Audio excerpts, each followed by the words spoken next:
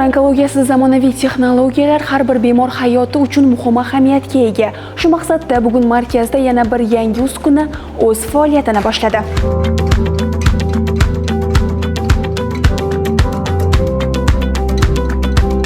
Biz markaz bilan doimiy birga ishlaymiz. Bizning maqsad har bir bolaga sifatli tibbiy yordam bo'lishi kerakligi va biz Ezgu amal jamoat fondi, Kamol opa, Kamola Mahmudova fondi va Yevropa tiklanish va rekonstruksiya banki bilan birgalikda va albatta bizning yana bir katta hamkorimiz Hamkor bank bilan birgalikda biz markazga endoskopik apparatni topshirdik. Bu apparatlar bolalarimizni hayot sifatini ancha yaxshilaydi, ularni davolashda sifatning yana ham yuqoriroq darajaga chiqishiga yordam beradi. Aytganimizdek, bu endoskopik, ya'ni oshqozon, o'pka va yo'g'on-ichak holatlarida, kasalliklarda yordam beradi. Bu saratonga chalingan bolachalarda har xil nojo'ya ta'sirlarni oldini olishga yordam beradi va bu holat va shu Kamol opaga banklarning va hamkorlarimizga rahmat aytgan holda aytishimiz mumkin, bu bolalarni har bir bolani hayotini qutqarishga olib keladi. Har doimgidek aytganimizdek, bolaning begonasi bo'lmaydi, bolalar hamma bolalar bizniki. Bizning jamoat fondi va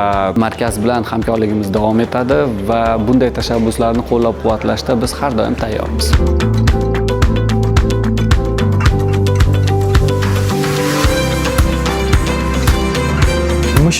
Bizningcha bolalarni har qanday yo'nalishda qo'llab-quvvatlash juda muhim. Xalqimizda begona bola bo'lmaydi degan ezgu tushuncha bor. Biz uchun ham barcha bolalar birdek aziz. Shu sababli ushbu tashabbusni qo'llab-quvvatlashga qaror qildik. Bankimiz tomonidan bunday ijtimoiy loyihalar muntazam amalga oshiriladi va kelgusida ham bolalar salomatligi hamda farovonligi yo'lidagi tashabbuslarni qo'llab-quvvatlashni davom ettiramiz. Mazkur hamkorlik Yevropa tiklanish va taraqqiyot bankining ijtimoiy tashabbuslari doirasida amalga oshirildi.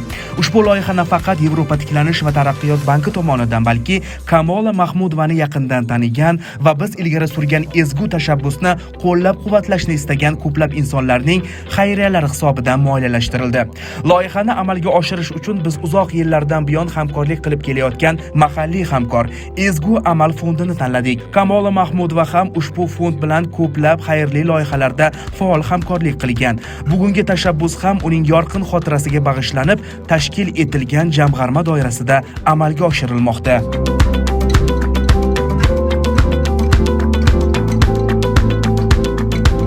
Hozirgi olib kelingan endoskop apparati biz uchun juda ham muhim ahamiyatga ega. Bu apparatda asosan mana 4 ta nasatkasi bor. Oldinlari bizlar endoskopiya qilish uchun bolalarni boshqa klinikalarga yuborish, ularni очередlar bilan navbatda turib qolishi, bemorlarimizni qiynalishi juda ham ko'p bo'lardi. Hozirda mana bu olib kelingani bizlar uchun juda ham qulaylik yaratadi.